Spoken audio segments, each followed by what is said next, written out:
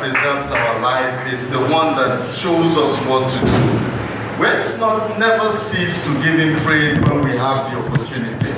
When we think of what could have happened in our life, but this God said no.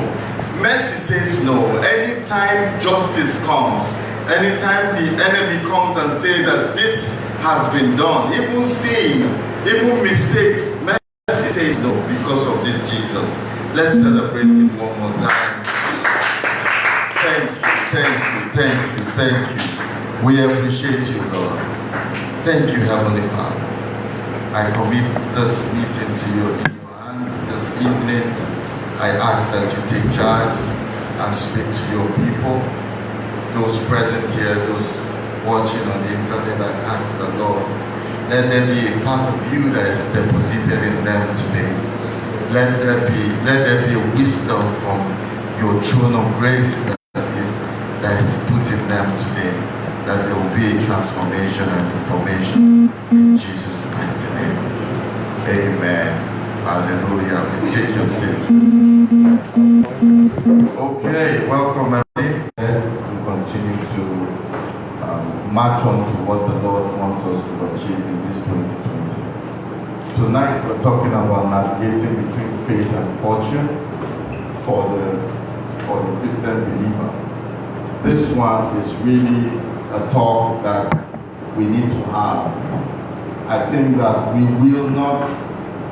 cannot talk about money if we do not talk about the issues that we face as a people, as believers, the concepts that we imbibed from the church, the way we were taught, the way we believe prosperity and finance.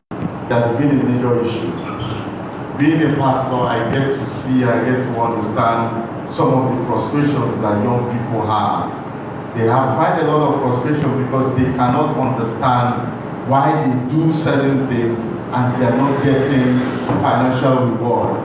Why is it that we say many things? Why is it that many things have been preached, but we're not seeing the resultant effect in our lives? And it becomes a source of worry. I shake my head every time I hear in a gathering, every time I read on Facebook, I see that people are saying a lot of things and people are becoming agitated with the church and becoming agitated with the prosperity message and the prosperity move that has been preached over time. So this message is going to talk about some of these issues, some of these errors. I know that if we have pastors in our midst or watching, perhaps one or two pastors might not like me after this message, but I think it's needful that we need to talk about it and correct some of the misconceptions that we have about this prosperity message. I think in the late 80s or early 80s, prosperity started creeping in to the church. I think that people started talking about transformation, reformation, and I think that was when the Joshua generation was getting to know themselves, and they were talking about what is it in this Christianity? What is it in need for me? I am serving this God. What is in need for me? Because it looks as if this God is out there. It looks as if this God is too big, doesn't have time for us. It looks as if this God, how do we access him? How do we get to know him? There's a lot of confusion out there because these things are not being broken down and cascaded down to the people to understand how to connect with God, how to reach God out. And we're being taught prosperity. And the prosperity message had only one message. It had the message of give, and it shall be given to you, pressed down, shaken together. So it is all about giving to the church. It's all about giving. The emphasis is on giving. And but that is kind of half truth. I believe in giving, but I also know that there is a law of giving. It does not end in the law of giving. For you to be wealthy, you have to know the laws of wealth and the laws of money. Not just that, you have to have the discipline for you to begin to earn. I think somewhere this week I posted on Twitter, I said, money is a receipt for service that you have rendered. It's not about laying of hands. It's not about impartation. We confuse favor with hard work, or we want to replace favor with hard work. These things do not work. I am not saying giving is not important. Giving is very important. In fact, the law of giving is very important, but it is not only the law of prosperity. Why do we give in the house of God? I've said it here many times. Why do we pay tithes? Why do we give to men of God? Why do we give to the house of God? You give because you are a son. You give because you are a daughter. People are quarreling about giving 10%. But I ask them now, if you go to your village, and you see that your father's house, there's grass all over the place. The walls are peeling, the paints are peeling from the walls. What are you going to do as a person? Are you going to leave it that way? Or are you going to say that let me do something about my father's house? Paying tithes and taking care of the church and the men of God. It is, you are doing it because you are a son and a daughter that understand that it's responsibility. If we need to cajole you to give to your earthly father and your earthly mother, then there's something wrong with you. Because already honor thy father and thy mother is a commandment, it's not a suggestion. A guy came to me and said that my mother is a witch, I'm not going to give her anything. I said, you might say whatever you want to say, but the God's commandment can never change for anybody. Whoever your father is or your mother, even if your father is a drunkard, drinking every Friday, falling inside water, is still honor him as a father. It's a commandment. It's not a suggestion from God. So when you give, see, if you don't understand the concept of giving, giving will going to become burdensome. Giving will become that you are giving because somebody told you. But when you give because there's a need in the house of God, you know that you are taking care of the house of God. That is a true son and daughter. I don't believe in 10%. I have never believed in 10%. Why give 10%? Your 10% can be 100,000. But you can give the church 1 million naira. You can build projects. You can do things. At the end of this presentation, you will see how you can be able to tie into the kingdom of God. This is how children think. I am not crazy about monuments and buildings, and I've said it many times. But I am crazy about the image of God, which is the house of God, which is the church of God. Anything that attains the image of God worries me as a person. So what do I do as a child of God? Then I see that I can use this media, both social and traditional media, to be able to correct and change the image of God that people have. I will be able to convince an atheist that there is God. I will be able to let people know that Jesus is God and is the Son of God from the experiences that I have. If it costs me 100 million to do that, I would be happy. That is a son.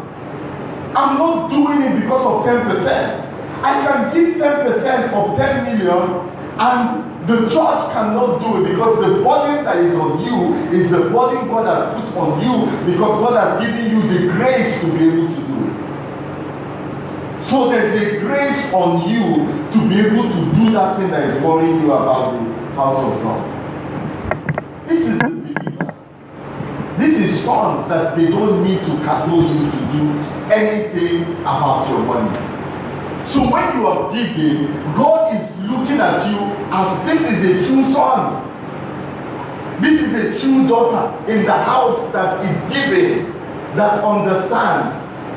And God will prosper you, because if you have two sons, one thinks about his father's house and the other thinks about himself, who do you think that God is going to favor? The one that thinks about him, the one that thinks about his kingdom. So I am never against giving, but any giving that you give out of struggle, not doing it joyfully, is not accepted by God. He likes a cheerful giver.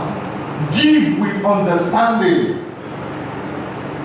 Give with understanding. Solve problems that affect the church and affect the kingdom and the image.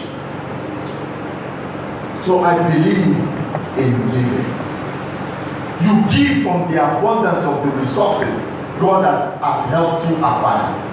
You don't give because giving is the only means that you will get. That is wrong. God is not Las Vegas. God is not going to, you put in 500,000, you get 5 million. God will not do it. You will keep giving those things. Some of you will keep giving and you don't see the result. Some of you have been giving and giving, and the more you give, the more you even go down financially. Giving is good. Giving has its place, but giving is not the only law of prosperity. For you to prosper financially, you need to know the laws of money. The law, God governs this world and existence by laws. Laws of gravity put the earth where it is. Everything that goes up comes down is a law of gravity that makes sure that things are in place. The same law of wealth and money makes sure that whoever applies those laws will become rich, regardless of whether you give. The giving is out of a joyful heart for what the Lord has done. Not giving makes you rich. Look at the story I was reading about a young missionary couple, so that you understand the frustration of many people. A sympathetic story of a couple with children, and they decided to go on a missionary assignment. Excited about serving God, excited about going in, leaving Europe, coming to Africa, and be able to, not Africa, going to, what do they call this, Latino, not Northern America, but the Latin world, somewhere there, to go and share the gospel. They were excited. This is what they have always wanted to do. For some of you that have vision, listen very carefully. So for some of you that know what you want to do for God, because the frustration will come. I am doing what God says that I should do. Jesus appeared to me. He said I should leave this work and go and preach. How come I'm preaching this thing and I am poor? They set out happily, sold everything, they went into missionary, and they came back a few years after with no money at all and in very poor health. The sad story for them was not just them, but their kids. They didn't have money at all to even buy bed or a mattress. They ended up sleeping on the floor until they asked themselves, we were excited when we set out on this journey. Look at us coming back with nothing. Is our God partial? Is the things that we heard, are they wrong? Why is the Lord ignoring us? Why is God ignoring us this much? But look at their background. This couple served for 15 years in their local church, and they were taught that all they needed for financial prosperity is to be good Christians, be active in ministry, faithful in giving of tithes and offerings, and other additional giving to various church projects, and the Lord is going to prosper them. This is their talk. This is what they were taught. Give and it shall be given unto you. Build every church project and God will prosper you and give to you. There's nothing wrong with that, but you are building from a place of understanding. You are building from a place that you know that you are building from the abundance of what you have. If you're not rich, you cannot help the church.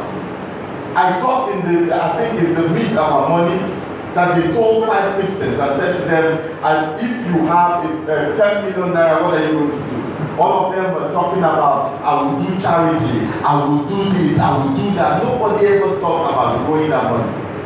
Nobody talked about multiplying that money. You do good and charity from the abundance of the money that is flowing from you. You don't take your capital to go and do charity. Your capital is supposed to continue to multiply money for you. These are the things I've taught in the laws of money. I won't go back there.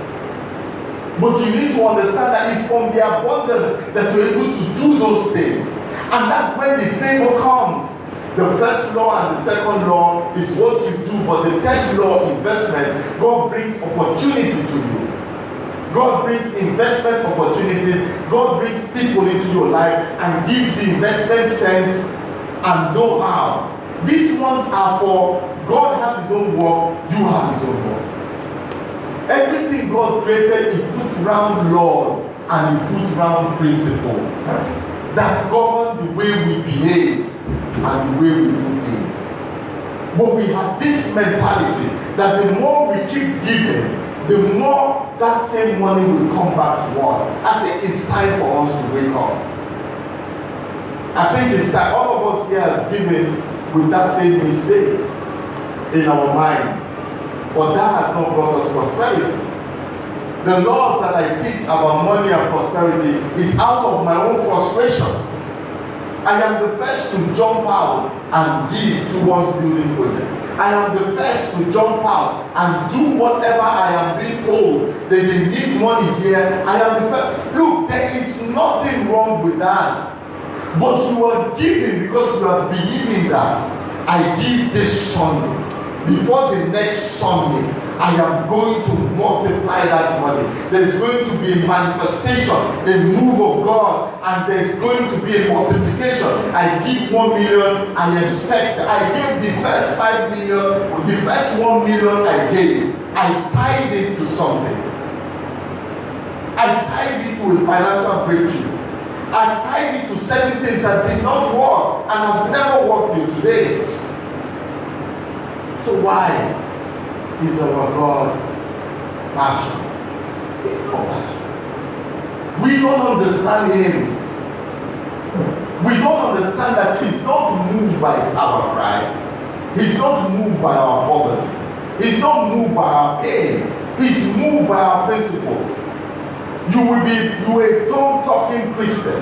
You will make heaven, but you will be poor on earth if you don't understand the principles of money. If you don't understand the blessings and the principles that have been left, that God has kept for your healing, you are a good Christian and you will die of sickness and still go to heaven. And you ask yourself, how come Christians are sick? How come Christians are in poverty? Is it that God is not looking? Is it that God is not seeing? But the Lord has given us all the principles that we need. Giving alone, ladies and gentlemen, cannot give you prosperity. It will not give you prosperity. It will not. It's half truth. Half truth in the sense that what? In the sense that giving has its own good place, but it does not give you money. Giving does not, wealth, I have said, it's not a miracle. It's either earned or created. You either earn or created. I will share with you how Joseph, how Joseph made Egypt to become a super nation, a superpower.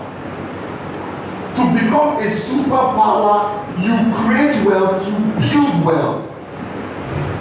To become a billionaire, you understand how to create wealth and how to build wealth.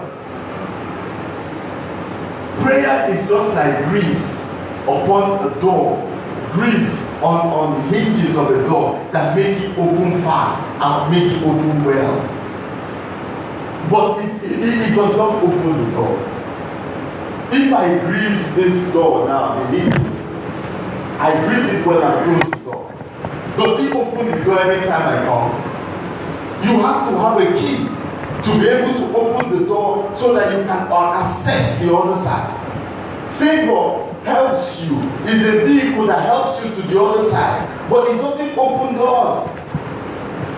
Principles are keys that open doors, and those are the doors that you need to access the other side where your dreams are. Another issue is that how can wealth creation be limited to the power of confession? Let us think about money comments now. How many people have prayed that prayer? Money comments now. Did he come? No, I'm asking. Answer me. Somebody answer me. Did he have you pray? Don't be shy. Don't be embarrassed. Did he come? No. Money comments now. I command 5 million now. How?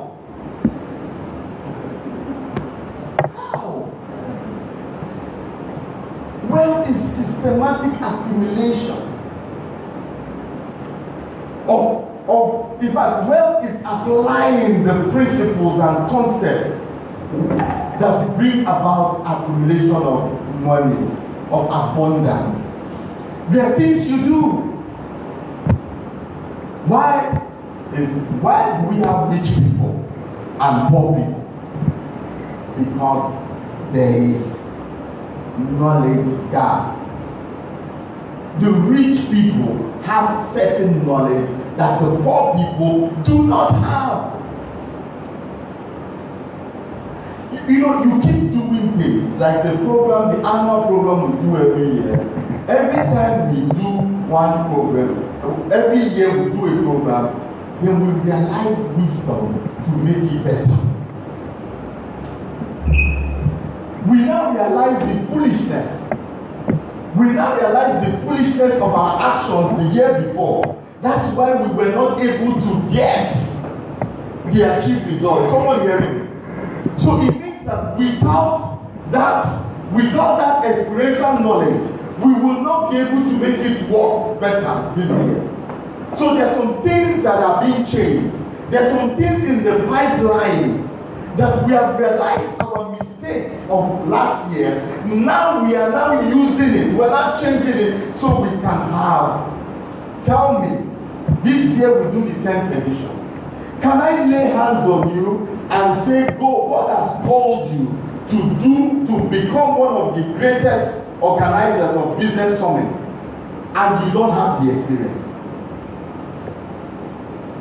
What we do is because we have the experience, we have failed many times, and from that failure, we have known the right thing to do. Money does not come by confession.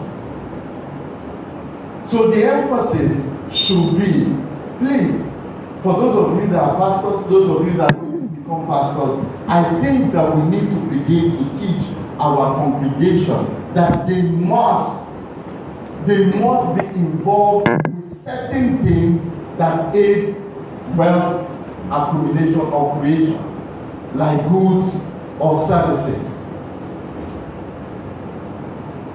Why is it that we find it difficult for us to be, you find it, some of these things are difficult coming from the pulpit in our church?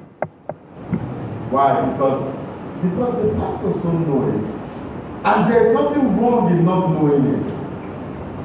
Nobody is a compendium of knowledge and wealth. The king and the priest, the advancement of the kingdom. We represent the kings, and they represent the priesthood.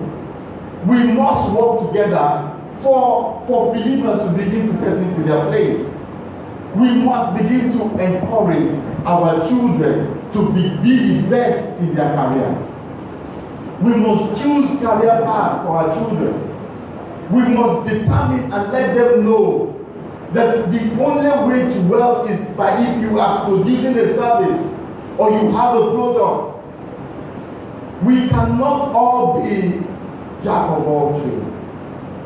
But I see that some of these things are resisted because they feel that they might not have a grip on their congregation if their congregation begin to understand this concept. But it's like you are not going, but you don't want people to also go. What does that make you?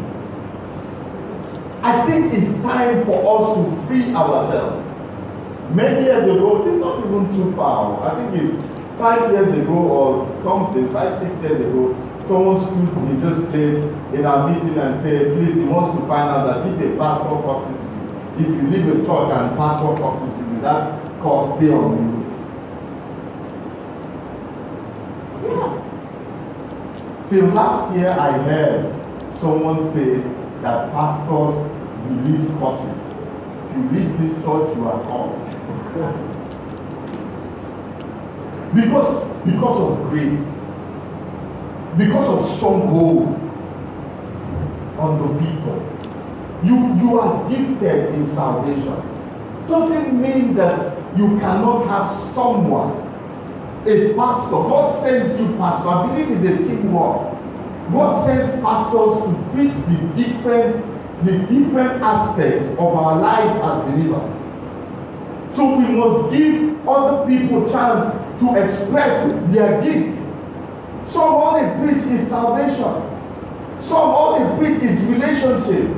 There's some pastors that are gifted in relationship. They can build family. They're in that family mountain. They are good. Some of us are called to leadership and business mountain. We see the Bible from business and leadership.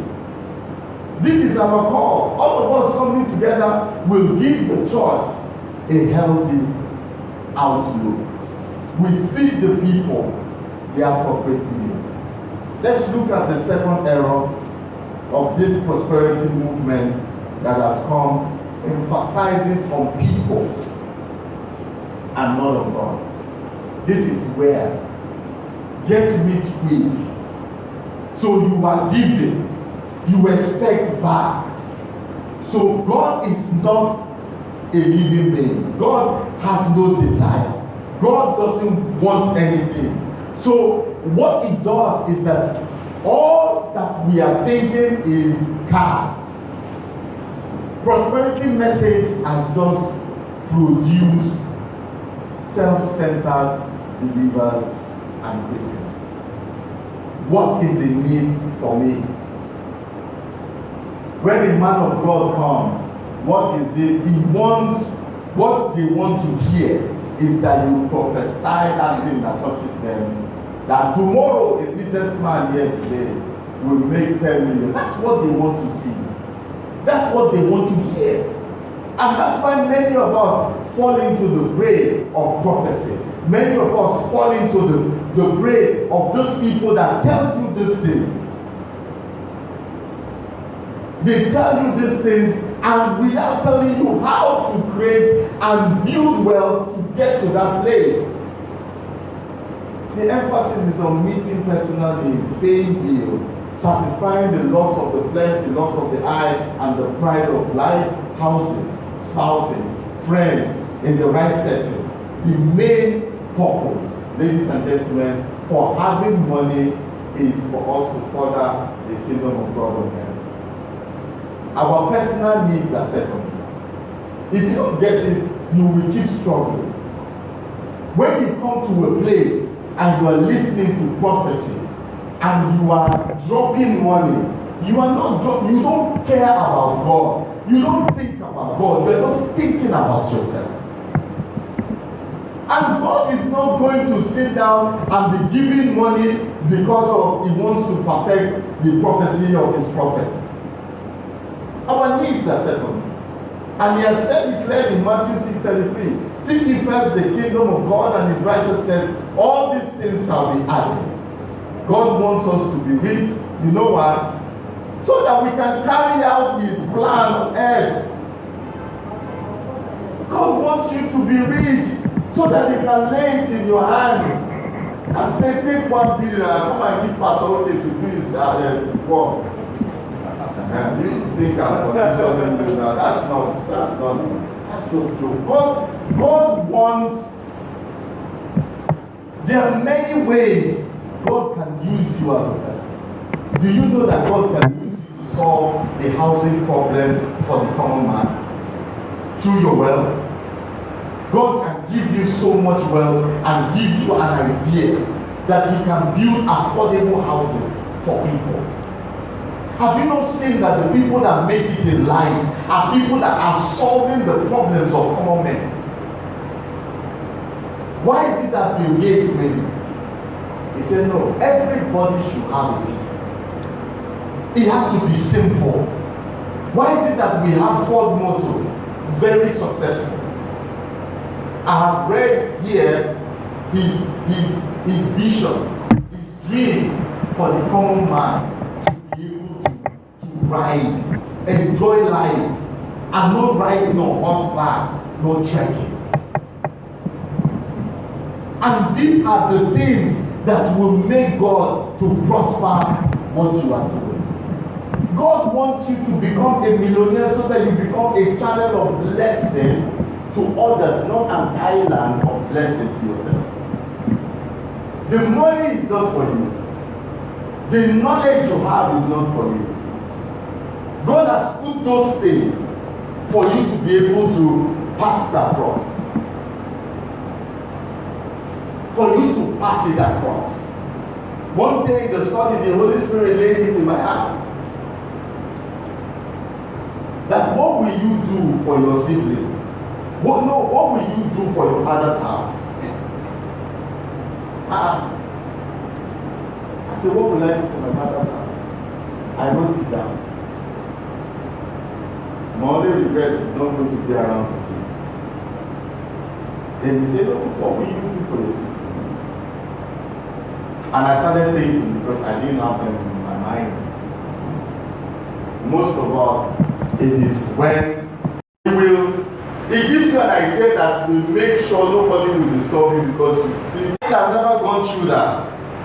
And he told me what I was going to do. After all, they are carrying their sister, posing all over the place. You think you will not come and return something to them? The family that has blessed you, you must also go back and bless them. There is something I told my wife I was going to do for his father's house. They not added more to it and said you are going to do this. So what am I saying?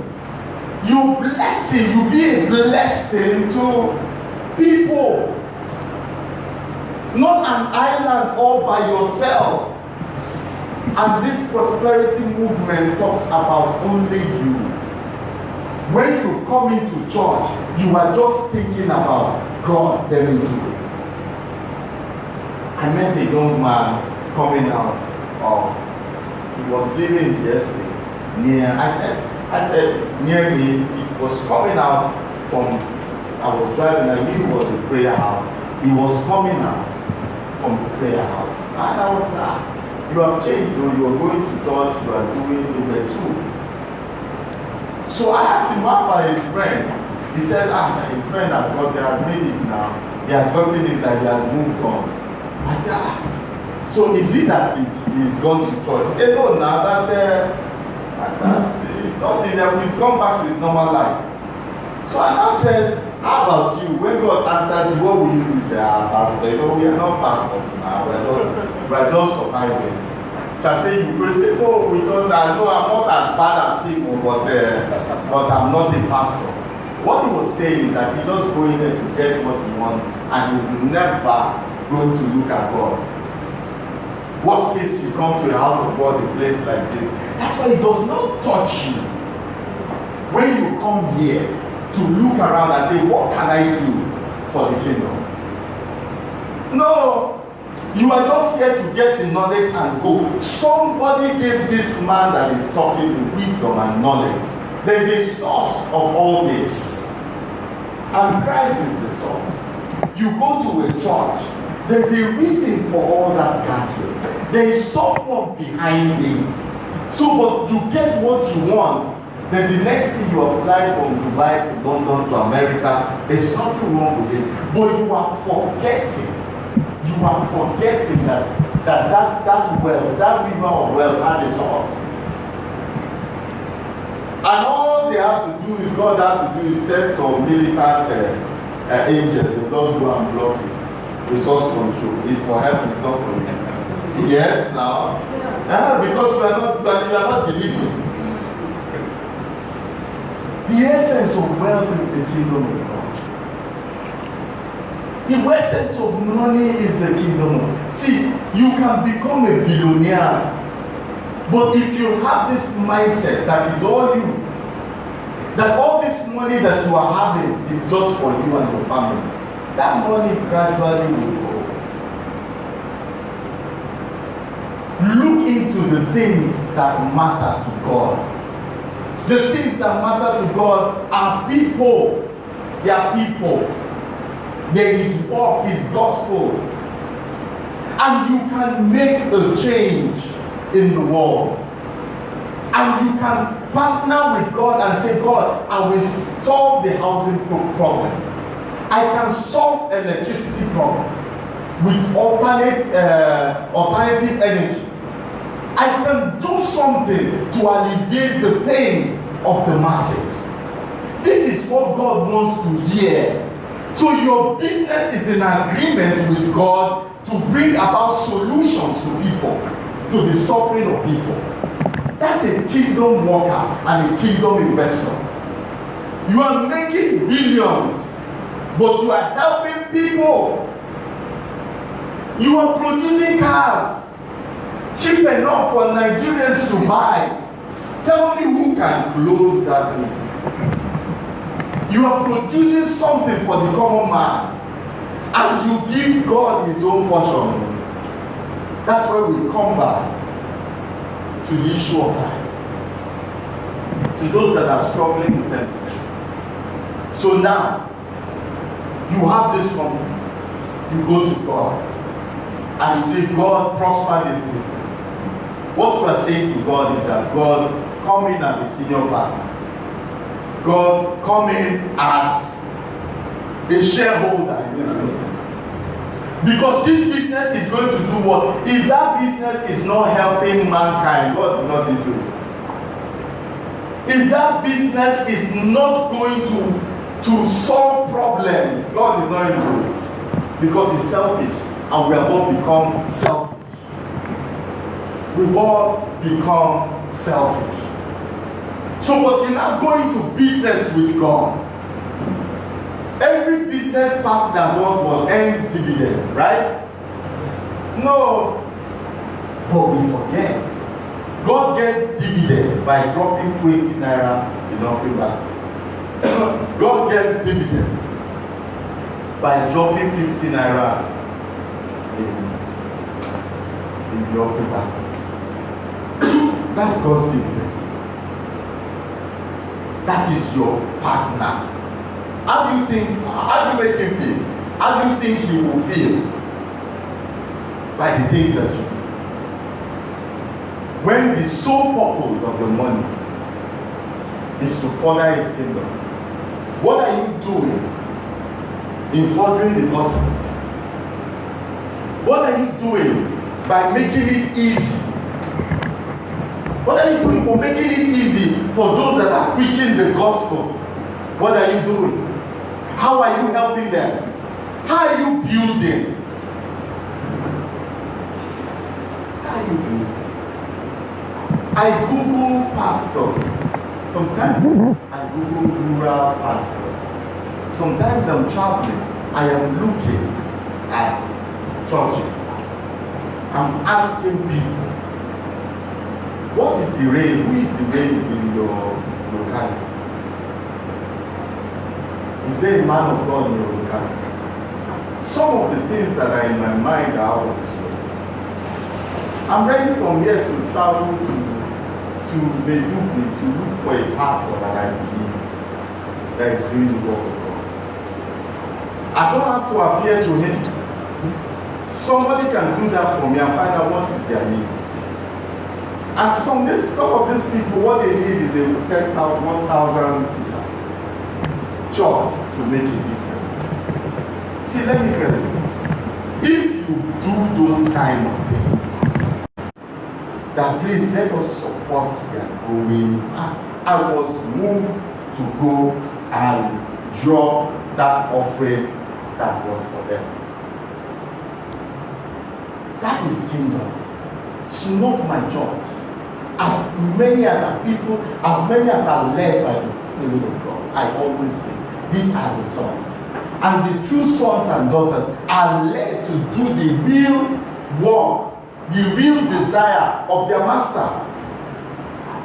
But when you're going to these places, and I keep saying it, you come and get the 10 laws of wealth, then you go and make the money, then you say, now I have arrived. I didn't teach you that. You didn't learn it from here. You need to realize that that money you are getting is for the kingdom. Are you not going to have part of it? Of course. But you determine your sharing formula with God. So, if you want, whatever percentage you want to give God, but I say build it, don't go and say the pastor has said, God, take 80%, let me take 20%, and your business and your life begin to suffer. It's possible to do that, but grow into it. You can have so much money that 20% is enough for you. Then you can use the others. The message that give, it shall be given unto you, has made people to become self-centered. Number 3 error is the popular misrepresentation of scriptures. 1 is the wealth of the wicked is labor for the righteous. And people will shout, yes, the wealth of the wicked is going to be laid up for the righteous. How? The very principle. The scripture is true, but the misinterpretation has been killing us for a long time. You know why? Because the way we have thought about it contradicts the very principle of God's nature. The principle of justice of God will not allow God to collect the wealth of the wicked to give to the Christian. Then he's not a just God. How will he collect the wealth of the wicked and give to the righteous? When he has given us scriptures like this, Proverbs 10:4, he becometh poor that deals with a lack hand. But the hand of the diligent maketh rich. Seest thou a man diligent in his way and his business, he shall stand before kings, stand before notable princes of the land, and not mean men. The principle and law is regardless of whether you are a believer and unbeliever. Any unbeliever that is diligent in his work will stand before kings. You need to understand that some of these laws are regardless of whether you are a believer or unbeliever. You know, we feel that we own the whole world. Believers feel that, oh, okay, this God is for us alone. I will get to that very soon. God makes us rich because we are diligent in our work. We are diligent and hard workers, not because we are following certain prosperity teachings and certain prosperity messages. There are many scriptures in the Bible, but for the sake of time, let me just give you Matthew 5 from 43 to 47. Let me bring out the points for you, so you don't need to go there. It says, love your enemies. Bless those that curse you. Do good to them that hate you.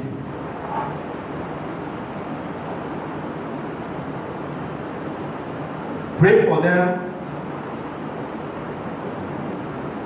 that despitefully use you and persecute you, that you may be what?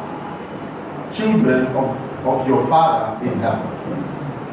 It says that this same God sends rain on the evil, on both the evil and good. This same God sends sun on both the evil and the good.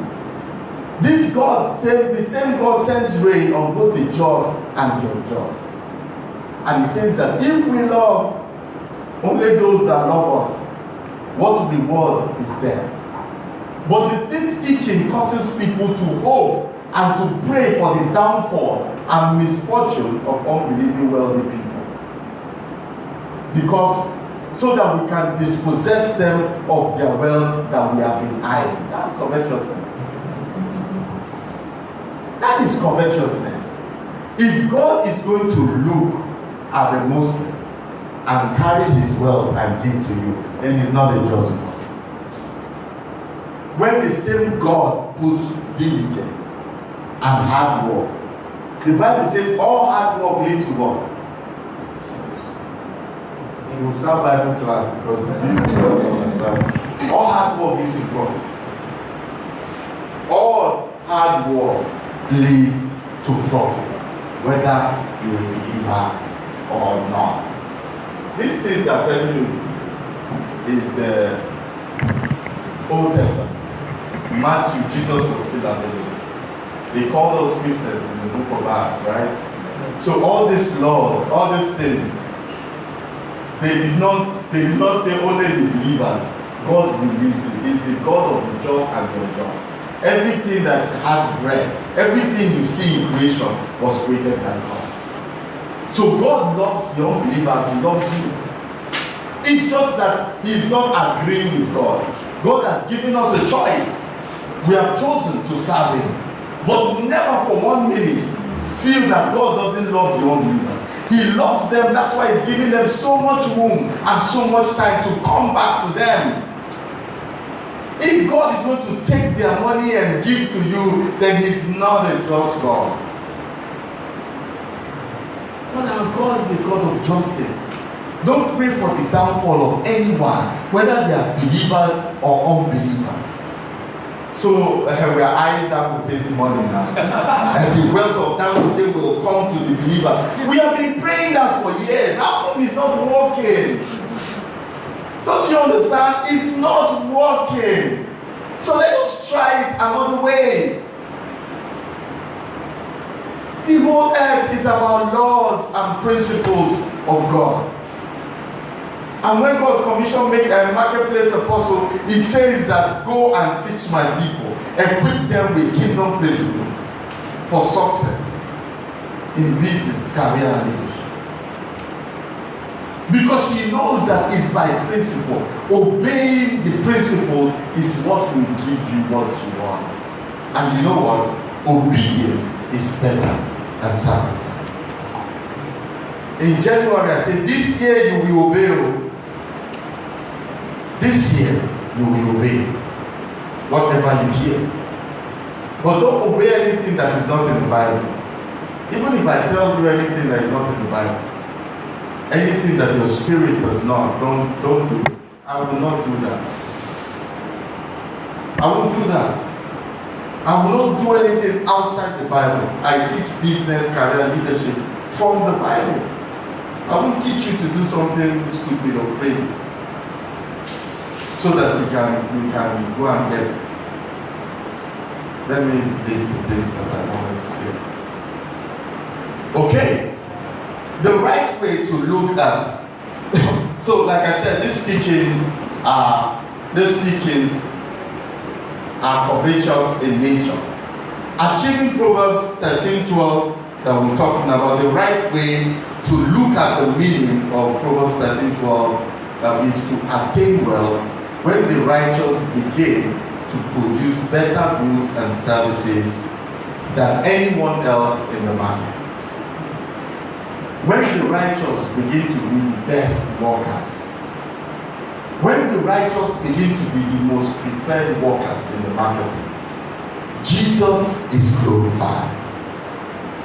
The wealth of the wicked will now be transferred to you in the place of employment, that even unbelievers will begin to employ more believers. Because believers now are giving the right capacity, reading the right courses, training themselves in the right way, and also propaganda. I have some weird thoughts. Propaganda makes it for you.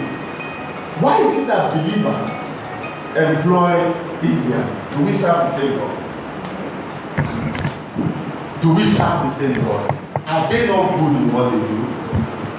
The top IT firms in the whole world today are all Indians.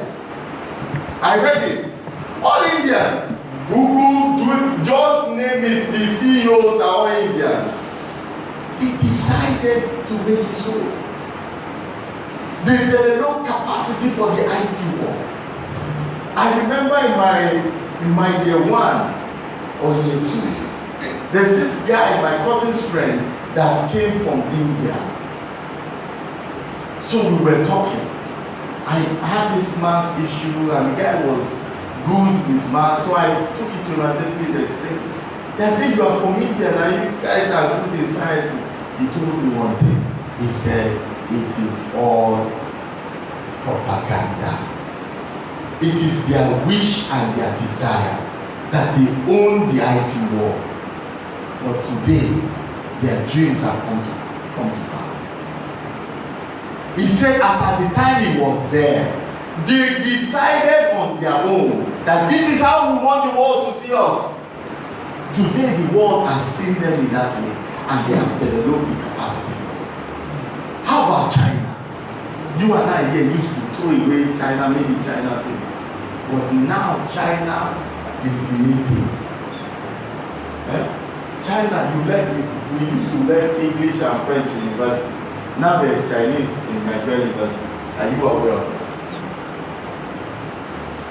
that? Google now, you see Chinese language under that faculty that teaches English. I don't know what it is. Chinese is there. Chinese language. In the southern African countries, they've taken up almost everywhere. The battle of US and China, what do you think is the problem? It's deliberate. Propaganda is deliberate. As long as you work towards achieving it. You might look and say, oh, this pastor is saying, US, they only show you what they want you to know. They show you Hollywood, they show you. Go to the US, you see some places that Nigeria is better. People live on the streets. Look, you have brother to go and run to if you have a problem. In the US, in Europe, if you have a problem, you begin to sleep outside. Most people that live abroad, they've slept outside. They've slept in parks, they've slept in their cars. They're projecting the image they want. Project the image that you are a carrier of God's power. People will fear you. Do you know why maybe a native doctor and a believer, when they begin to exchange words, who will back down? The believer will back down because he's not used to drama. But those ones are making declarations. You also be making declarations. How did David defeat Goliath? Is it not war of words? How do you want people? His image is branding. Believers, brand yourself. We need to collectively brand yourself. Do you know that give me 1 billion? Give me 1 billion. Within 2 years, by the grace of God, I will turn believers to be the most preferable workers and employees worldwide. His image now, I put it on Facebook and putting right up every day. I'm bombarding this thing. The new age, the princes are coming. Give me 1 billion, the princes will come by fire by force. Africa is the next. You hear me say these things because I say it here. By the grace of God, funds come and I begin to say it in the places that need to be said. People will begin to say, oh, Africa is the next, the princes are coming. Then they begin to look at African businesses. They begin to look at us. So it is propaganda when you have nothing. Propaganda is evil when you have nothing to back it. When you are not sincere and genuine to back it. I don't know any other grammar, that's why I'm using propaganda. Maybe I should not call it propaganda, image or branding. That is the proper word, branding, image making for the believer. We need to brand ourselves that we are hardworking, loyal, honest, dependable. See, if I put billboard for every year in strategic places, marketplace also, grooming the next entrepreneur, grooming the next businessman, and I'll show you pictures of men, and I release 1 minute video, and I bring all of you, and buy Gucci suits and give you what you will say, and look the part. These are the ones that come to marketplace and also. This place will not see it here. True or false? True. What is that? It's disunity that is killing us as believers. Disunity. If you tell a pastor this one, you say yes, good idea, but bring it to my church. For my members alone. God is not interested in denomination.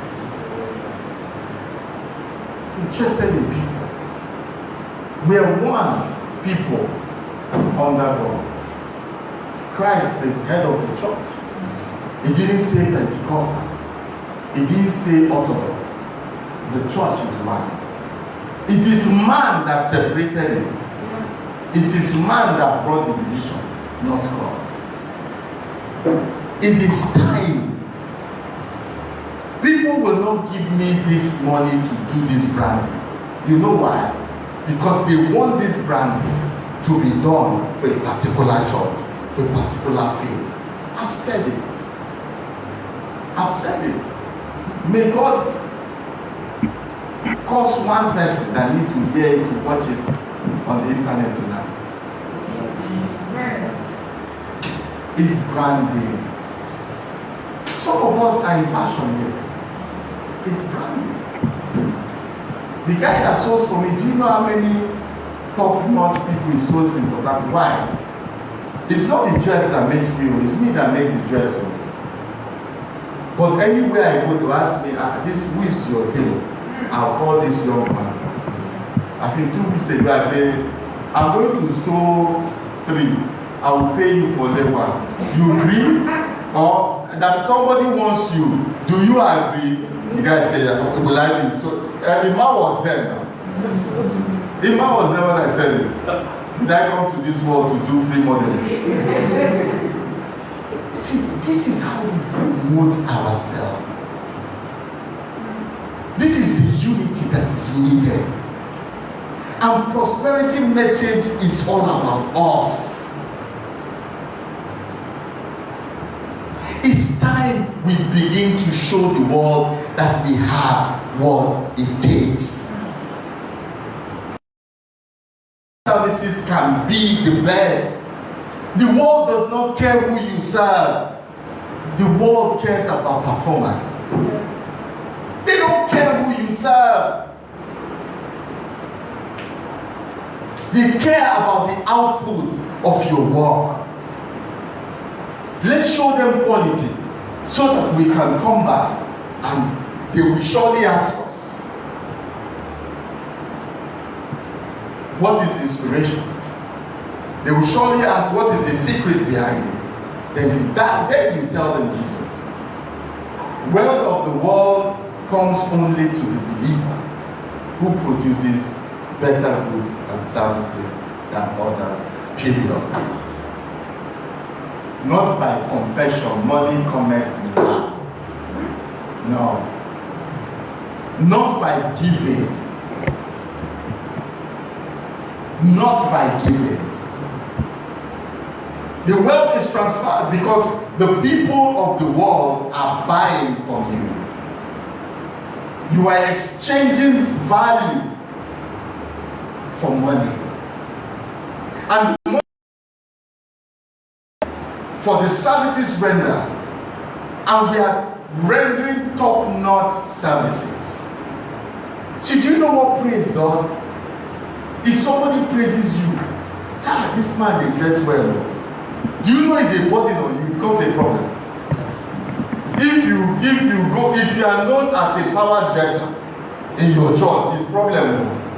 Because every Sunday you have to represent now. You understand? The same way, when we create an image for believers, this is who we are to the world. All of us are compelled to become that. Let me show you a scripture I came across. Proverbs 12:12. It says, the wicked desire the plunder of evil men, but the root of the righteous yields richer fruits. Amplified version. Only the wicked, what is it? Desires the plunder of other men, even their fellow wicked men. Only the wicked desire to plunder from even wicked, evil men. We are not talking about who. Because God puts a hedge round about who. That's why there is no honor among thieves. Only the wicked. Is wickedness to desire what you did not work for. Did you hear me? Let me repeat it. Is wickedness and evil to desire what you did not work for? To convert in prayer and desires of your heart another man's property is evil. And this kind of preaching should not be held in Christian settings. The church and the body of Christ is a pillar and foundation for the truth, and we must remain that for our people. The righteous, he says, will continue to flourish because God has made it so. Anything contrary to this, it means that we are asking the Lord to become wicked and evil. The Lord will have nothing to do with that. It will have nothing to do with that. Error number 4. I've had this preached, so let me just put it in. Exodus 12:35 and 36. It's where the Israelites acted according to the word of Moses, and they asked the Egyptians to give them articles of silver, articles of gold, and clothing. And the Lord gave them favor in the sight of the Egyptians, so they gave them all they asked. And he said they plundered the Egyptians. I've had pastors preach that and say, yes, global transfer of wealth from the kingdom of darkness. They will even call names to God's people. But there's a mistake. If you really look at that scripture, the children of Israel had worked for a long time in slavery falsely. The silver and gold and clothing were reward of several years of serving Pharaoh that he did not pay them. Because he's a just God, he rewards every labor of love. Every labor. And God has said every profit, every hard work, there is profit. So God wanted to pay them back because he's a just God. So giving to Israel did not violate his true nature of who he was. So amassing wealth for several centuries, he had to pay them. After all, who amassed this wealth for Egypt? Who? Is he not one of them? Let me tell you, the way nations become rich are also the way people become rich. When you read, look at the principles and the laws in God's word. Look at how David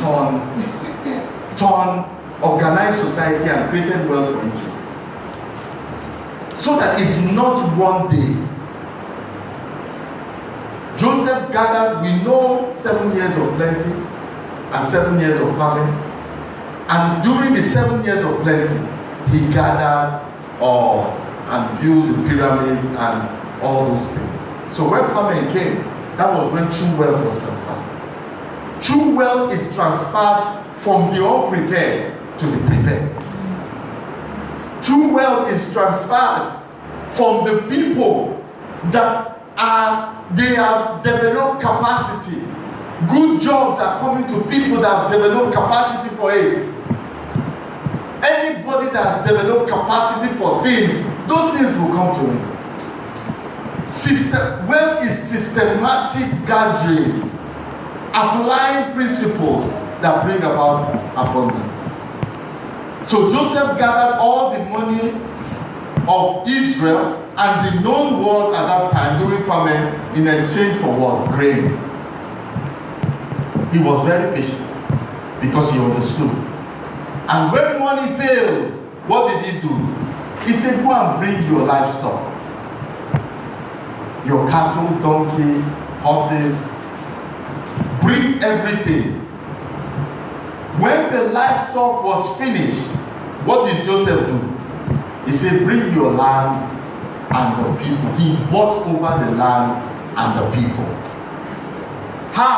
Did he give them money? He didn't give them money, he gave them grain. So go and plant, and at harvest time, give me 20%. You and your family eat 80%. I'm sure people were jubilating. Great Joseph, good man. But think of 20% of the whole proceed from the whole of Egypt and the known world. 20% is more than enough. If you have collected more than 20%, where will he keep it? Joseph received a lot of accolades. Why? But he actually made Egypt a superstar, amassed wealth from the wealth of the people. It was systematic build of wealth. That's how you build wealth. The laws of money teach you how to build wealth. Gradually, this one failed, but because you already have it, you prepare your product and services for the future. When the future comes, you latch in on it. So when you're praying now, you are asking God for ideas, insights that the world has not seen, the world does not know. That by the time the world is catching up to those coming to realize they have that need, you already have the solution. You create wealth. And that's how Egypt became a superstar, a superpower. So the wealth that Egypt was enjoying, it actually came from Joseph. Because he was the one that started it. This is how wealth is created. And so the people that labored for it, the time to go, God said, no, I need to reward them for all their labor. All their labor in Egypt. That's why the Egyptians could not stop them. They all lost their first son, so money was nothing. God can put your enemy in a position that thing that two of you are fighting for becomes irrelevant to him because he has something hooking him in his throat. He doesn't even have time to do it. So what is the summary of all this? Wealth is built. Wealth is built. Wealth is built. God favors those that build wealth. It gives you opportunity to grow more. But you have to discipline yourself. And this is the essence of the laws that I've taught these 4 months or 5 months. Prosperity must have at its top priority the advancement of God's kingdom and His righteousness. Money is for God's kingdom. Wealth, when properly allocated, can become the solution to many of society's problems. It is because we are seeking prosperity for only us. We are not able to produce things. Nations that invent, like Scotland, they were inventions, a lot of inventions are coming out from Israel and coming out from Scotland. Why? Because these people are producing to help mankind. And believers now, we have opportunity to do what? Promoting the kingdom of God in this area. Feeding the poor, education, quality education can be your call. Technology, innovation, alternative energy, training, hospitals. God can lay it in your heart for you to start a hospital that offers surgery to people that cannot.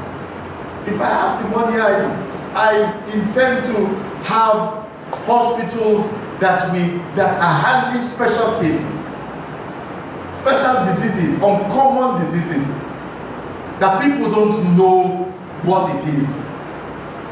A research center that can help with all this type of nonsense diseases that they have everywhere. People that need surgery can't pay for it. Do you know you can, I've said it here many times, you can start a pharmacy and we need to begin to do pharmacy and hospitals as churches. And the church will not fund it after a while. It can be what God lays in your heart. How to treat the old people. How to have homes. Do you know that if you invest with homes that old people are taking care of, do you know it's mega money? People go abroad and they train to take care of old people. Do you know how much they pay per hour? You are solving problems, but at the same time, God is enriching you for that. What do you have for retirees? Child mortality can be something that is there in your heart. Are you a rape victim? What can you do to help rape victims? What can you do for single mothers, teenage pregnancy? What can you do for the mothers? What can you do to help them finish school? This is kingdom work. We call it charity, but it's kingdom work. Because you are helping people that cannot help themselves. That is the work. This is the kingdom work. Afforestation and deforestation is kingdom work. You know why? Because God has made us responsible for the earth. He gave us dominion over the earth. You can start a program, cut one, plant one, whatever you want to call it. You are responsible for replenishing the earth. You can combat crime, repair the image of God, of church, which is dear to my heart. You can give scholarship, family help marriages. These are kingdom work. That as God prospers you, look for your place. You become a kingdom worker. It's not only to serve in church, in ushering and all those things. There's nothing wrong with that, but there's more serious issues out there also. That we all don't live in church, we live outside. And we see issues, and we can solve it. This is why you need money, sir. This is why you need money, man. This is the kingdom. This is seek ye first his kingdom. It's not only in building churches.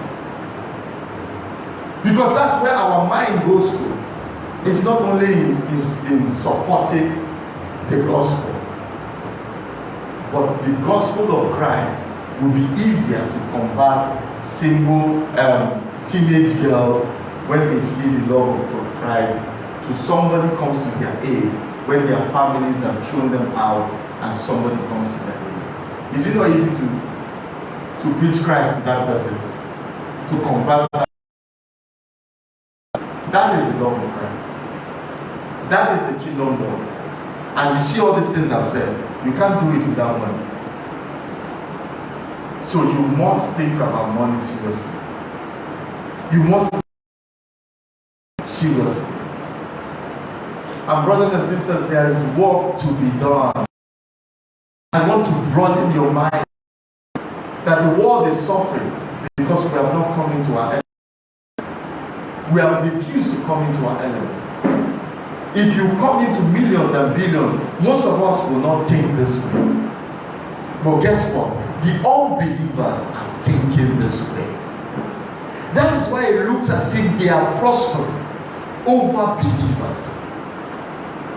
The unbelievers are kicking for climate change, though that's a different matter for another day. Unbelievers are pushing for deforestation, afforestation. They are doing certain things. Don't kill the whales.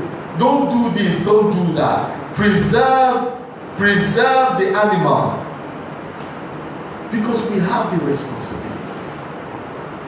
That's why it looks, people say, I have said it here before, why do companies do CSR? Why? The companies bring out money to help and channel it into charity. And most of them put no more than 10% of their profit goes to their foundation. Why? Companies know, the people of the world know that in helping humanity, they call it humanity, but we have not seen it as the kingdom of God. Because God is the owner of all things. Any aspect of humanity, of mankind, that you decide to help as He lays it in your heart, that's kingdom work. That's where your prosperity comes from. Your business will never go down. Your hand will never go down. Because you are. And this is the essence of money. Not to feel large, enter politics so that you can become president. And when you become president, you reach there. So what you will do now? You know, that's the essence. It's not about the money. It's about the discipline to do that. So that men can begin to see, once you start personal finance and begin to move, the spirit of that thing comes upon you and you are growing money, and that's where wealth comes from. That's when you are able to achieve what you want to achieve. That's how you are able to become all that God has called you to be. This is what God is saying. This is the essence. This is the essence of why I've taught these things for like 4 months or 5 months. This is the end of this topic. I'm not going to preach it again. It's on YouTube. I don't know how long it will be on YouTube. If you want to download it. Because after a while it will lead to YouTube. Especially the personal finance will lead to YouTube. Because I will do it again. So it's there now. You can take it, run with it. And I see you on the other side. All of us need to make this change and get up to that mountain of finance, that mountain of compass. Thank you very much.